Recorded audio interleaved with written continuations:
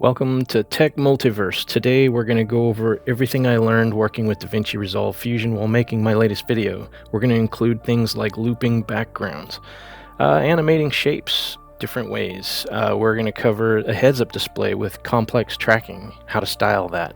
We're going to use Lua expressions to create animations, set up 3D scene animations, and more. All of this is going to be in the chapter, so check those out. But let's kick things off with looping backgrounds. I learned that if you want to create a looping background, you need to use the effects menu and pull the Fusion composition out from there and position that to however long you want. If you pull the media directly into the timeline, you're not going to have anywhere near the features you want. So let's go into the Fusion composition and check out our media out, set things up so we're at a single panel view, and then drag our media in as a node and set that to media out.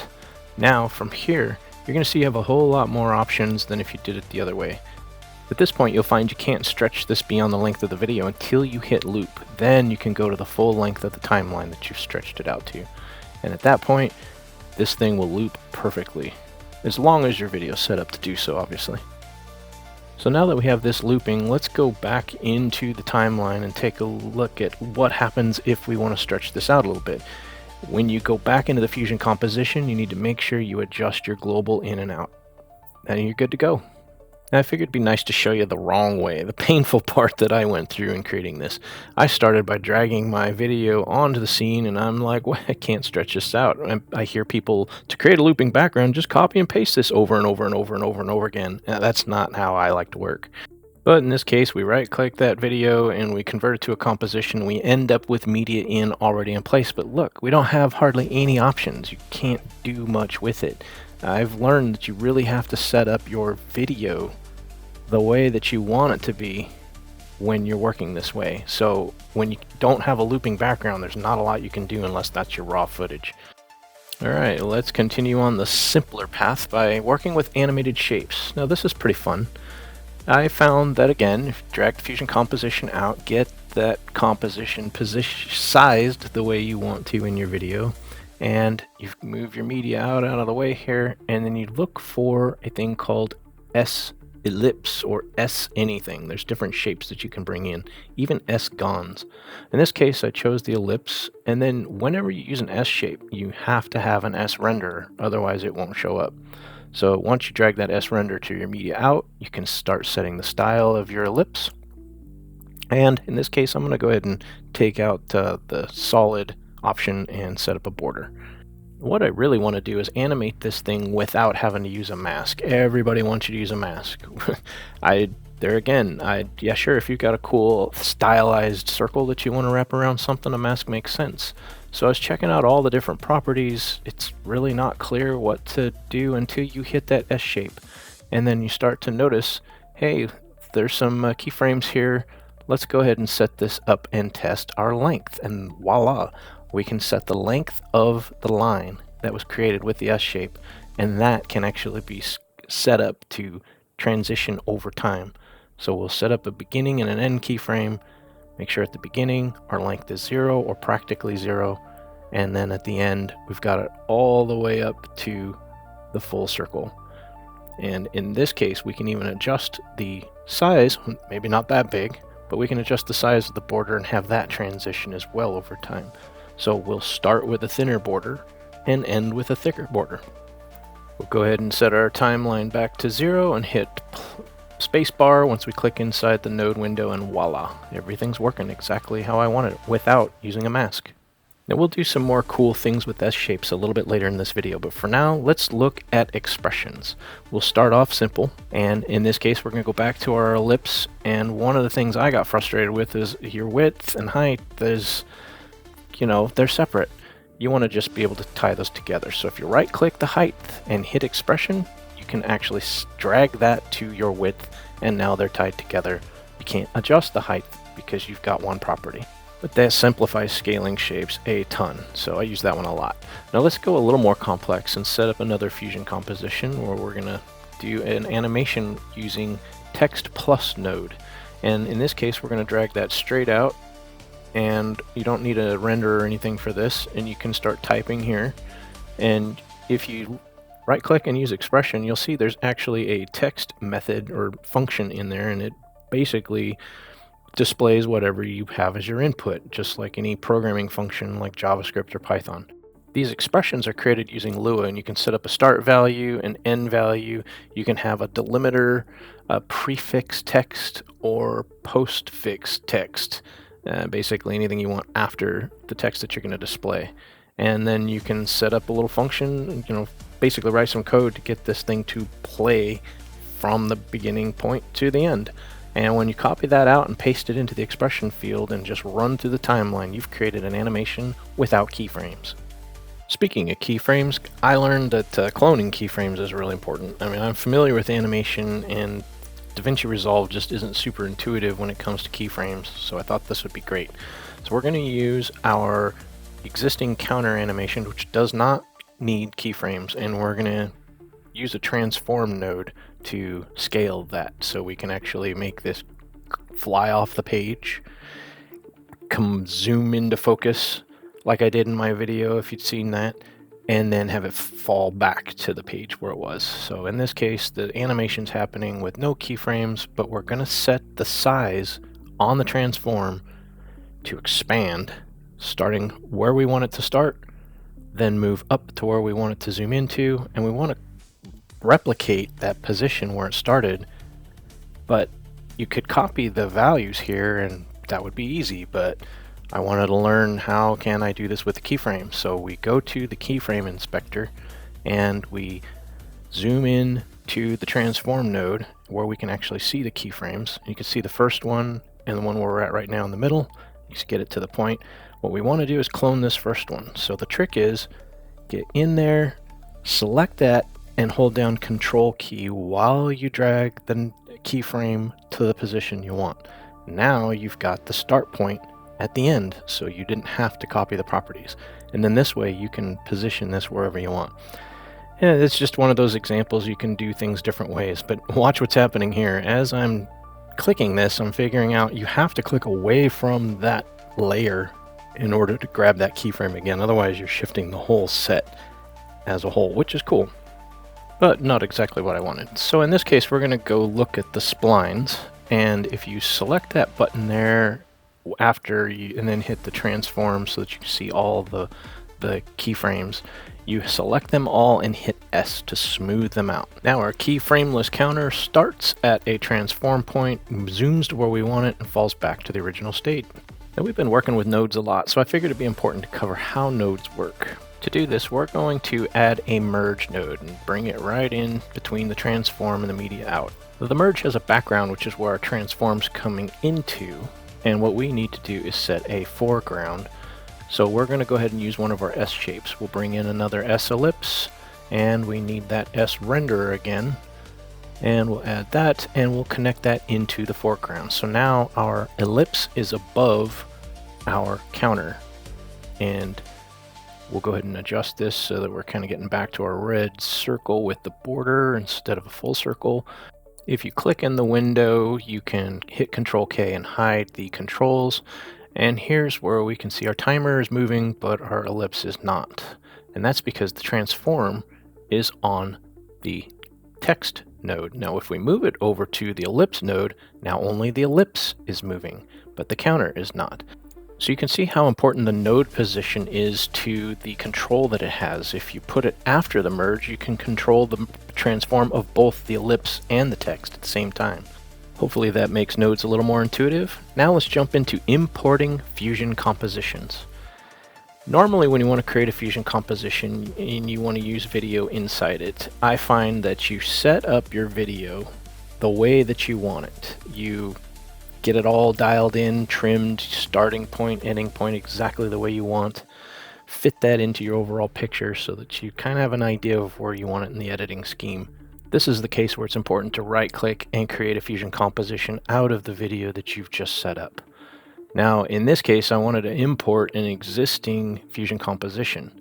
And what I learned was that when you import a composition that you've already made, it automatically destroys everything that you've just done. Now this became a major pain point for me because I was trying to create a cookie cutter fusion composition, but I found I had to readjust, bring in my media and readjust it anyway, which completely eliminated all of that editing that I did, which is normally useful in a composition like this. Now that fusion composition I was trying to use was my heads-up display, where I was trying to wrap a video inside a cool, heads-up display. I don't know, have a better name for it. I wanted to look all futuristic and have some cool movement and stuff. Now I wanted to show how complicated these nodes get. This is probably a bit more advanced, but honestly, if you just take it one step at a time, it's really not bad, but nodes are messy and it's hard to manage.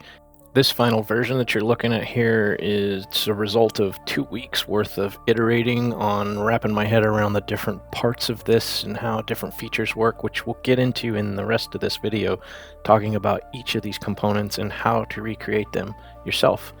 But it even includes this planar transform, which helps us track that light that we saw in our original video here.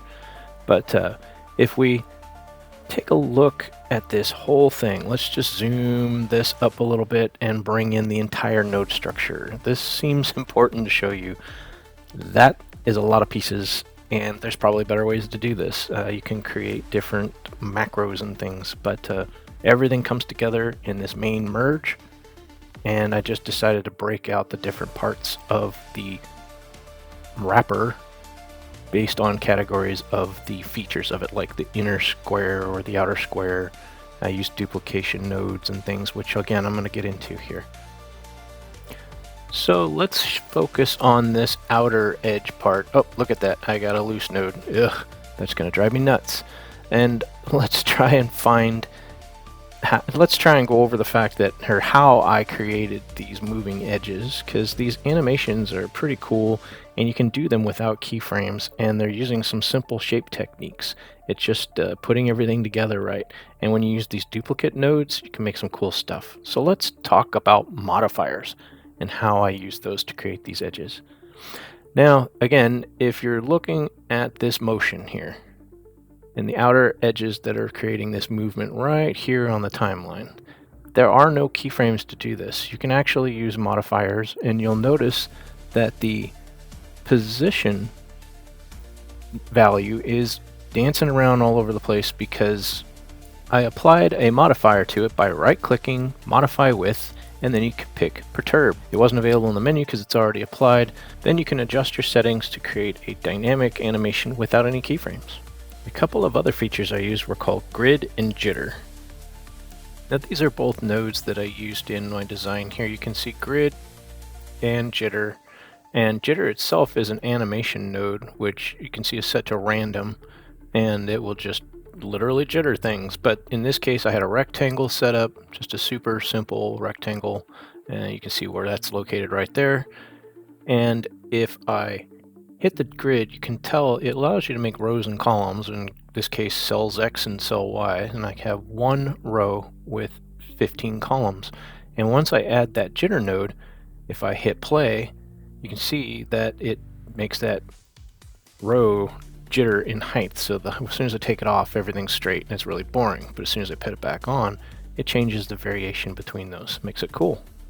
Now we're going to cover Ngons and duplicates, which is another thing I use just to try and spice this thing up. It's in the bottom left corner here. You can see how adjusting the sides property changes it to a triangle, to a hexagon, and so on. And here's where we can duplicate it and set up the copies, the number of copies that are included in that. Now we're going to look at sText. It's very much like sShapes, only it's text, and we have a few more options with this sText. That's hard to say. We simply apply some modifiers which give us controls and properties that kind of work like an expression. You can specify which characters you want the text to randomize and scramble in this case. And yeah, so you can specify exactly what you want here, and it will just randomize that according to the settings that you have. Now if you go back to the tools section, right click, and this is where you'll see all the modifiers. I've got the text scrambler in there, but none of these are available because one's already applied. Now it's time to get into how we made all this look cool with styling. So we wanted to add that futuristic effect to it. So as you saw, everything comes down to this multi-merge node. And this is where we start adding drop shadows and glows and bring everything together like scan lines. Scan lines is a cool feature to kind of add a neat effect to make this look like it's being projected. And this is where we can start stacking glow features. I'm just showing sort of the different things that are set here and how they affect each other. As you stack these, you kind of just get the flavor that you want, and then we can finally put a color corrector on there where we style the entire structure. And that color corrector is right at the base transform, where that transform is used to size the whole thing. Now it's time to go over the Planar Tracker, which is what I used to create the tracking mechanism within each heads-up display. Now this Planar Tracker node uses the keyframes to move the shape that you want. You can see it's ahead of the actual shape that does the moving.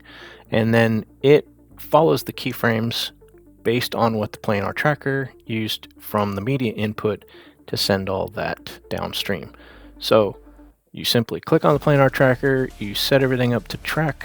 We are going to use a hybrid point area, and we're going to use translation, and then you hit that track button and it will go all the way through the whole thing and track. That way you don't have to worry about animating the entire thing, and it's pretty cool. And it generates the node, which then sends it all downstream through our node chain and through the media out. I think the best thing for me to do to show you how all this works is to bring this outside of this heads-up display so that you can see this in action. So here I've got the video all set up from the vanishing light, which I used in my previous video where I learned all this, and I've got it trimmed the way I want it, and we're going to go ahead and right click that and create a new Fusion composition so that we can create the tracker. And we'll go into Fusion here, and now we've got our two nodes where we've got the media in all set up the way we want and media out, and what we need to do is open up the Planar Tracker, bring that node in with the space, Shift space command, and then we click on that and we get our options. Once that's clicked, you can simply select the area that you want to follow, and you can pick that you want it to track. Make sure you set your time zone. We'll set those settings that we talked about with the hybrid area and the translation, and now we're going to track it. Press that button and watch it go. We're not doing anything here, just letting it do its thing all naturally. I'm glad I pulled this out of the heads-up display because that was kind of hard to make sense with all those nodes. This is as simple as this is. It's not super complicated. Once it can't find your object because this light disappears, it leaves it open for you to decide what to do. Now that we have this set up, what we need to do is get an object to follow these keyframes here so that it in turn follows our objects. So let's get these nodes moved out of the way a little bit, and let's bring in a merge node so that we can bring in an ellipse. And we'll create another S ellipse just to keep with the theme of this video so far. You can use any shape you want. And we'll need that S renderer so that we can have that ellipse show up. And we'll bring that down into the foreground of the merge node. Now here's where we need to adjust the width and height so that we can scale this. We're going to set up the expression, attach that to the width. Now we can scale this whole thing down, and we'll make it take away the solid, apply the border, get a nice thickness and color that we might want. For some reason I like red in this. And then we'll position it initially, even though once we're officially moving forward with this, we'll need to adjust the position a little bit. And rearrange nodes just a smudge because they drive me nuts. And we can do a little bit more fine-tuning on the size and kind of get it positioned the way that we think we're going to want it to look.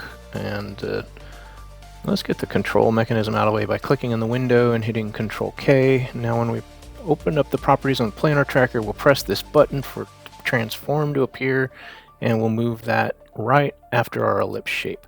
And what that's going to do is apply the transform that aligns with these keyframes. Now I mentioned before the positioning is a little off. We have to kind of adjust that, and can sort of see that I struggle with this still.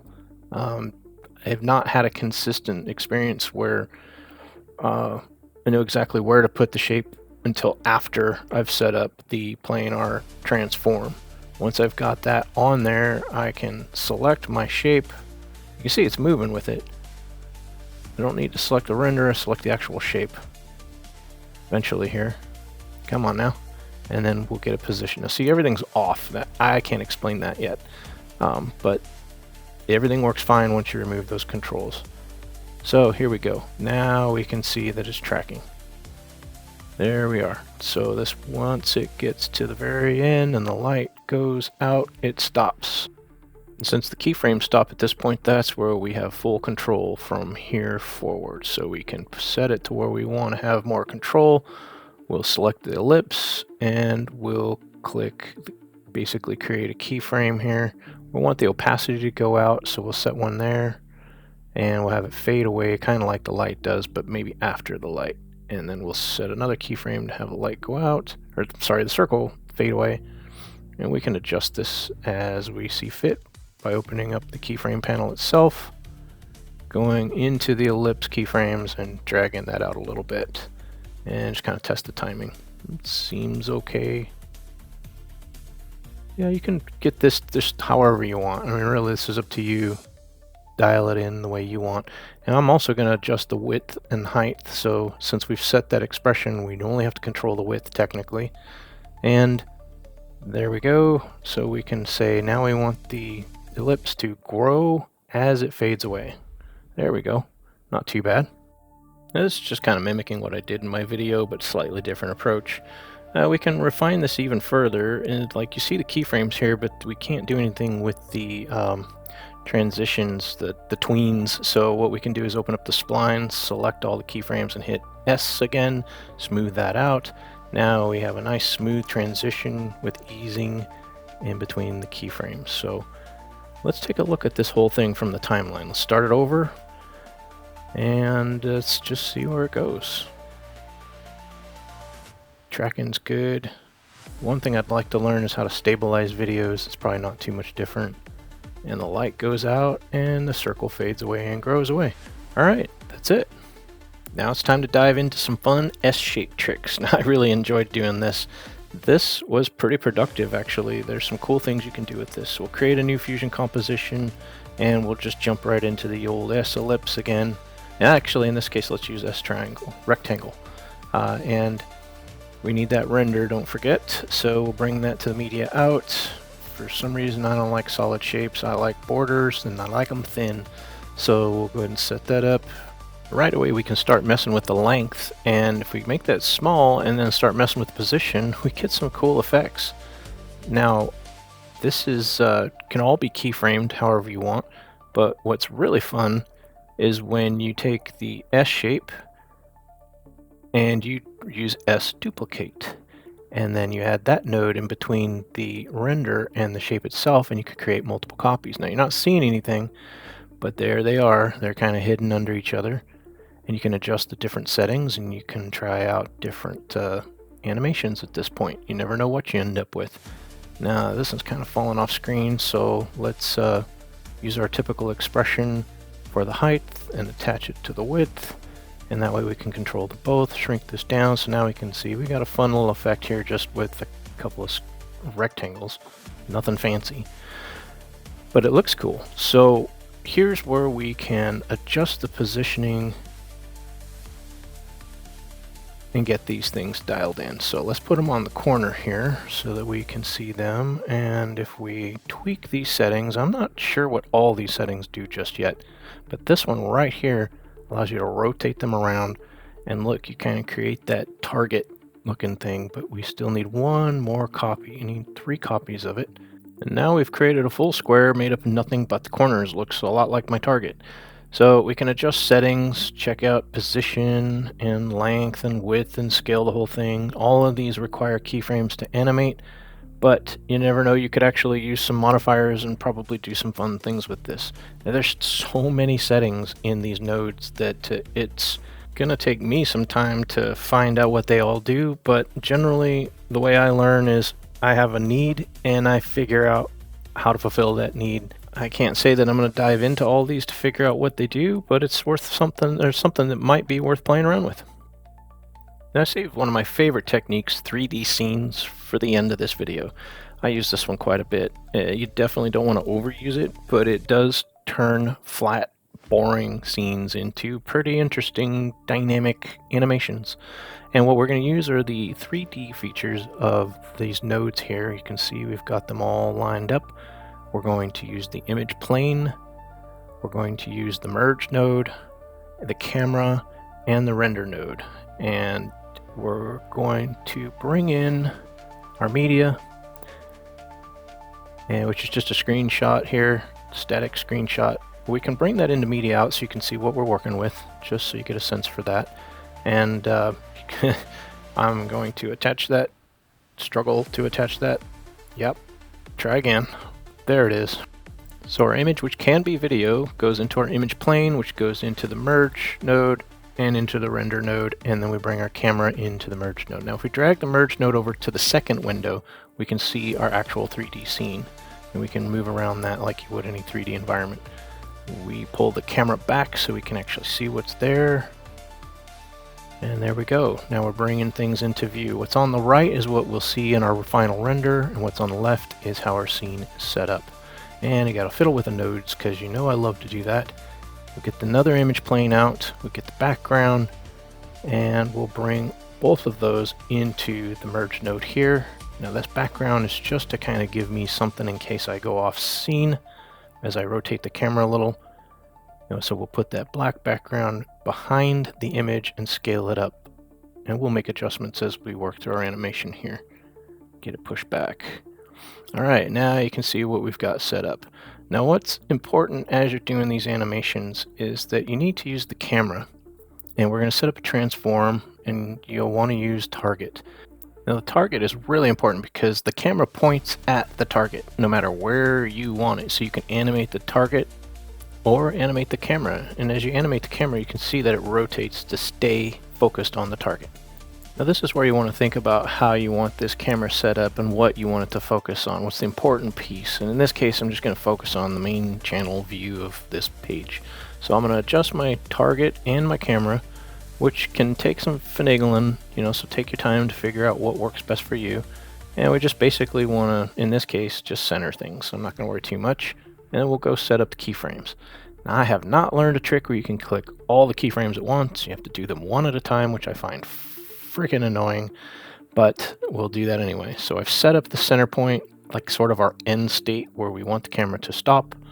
And then we'll go to the beginning and we'll set a keyframe for the target to sort of focus on the profile portion of my channel, and that way the camera will start here and then zoom back to where you see the whole channel at the middle of the animation.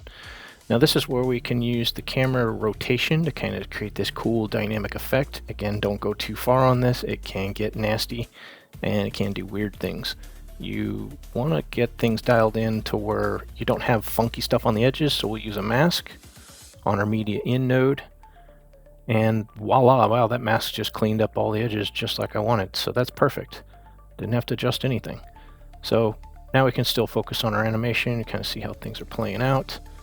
Now I will use this time to tell you that when you're rendering this, I had 16 gigabytes worth of memory, and this struggles at that much RAM. I had to bump things up to 32 in order to get a good clean render.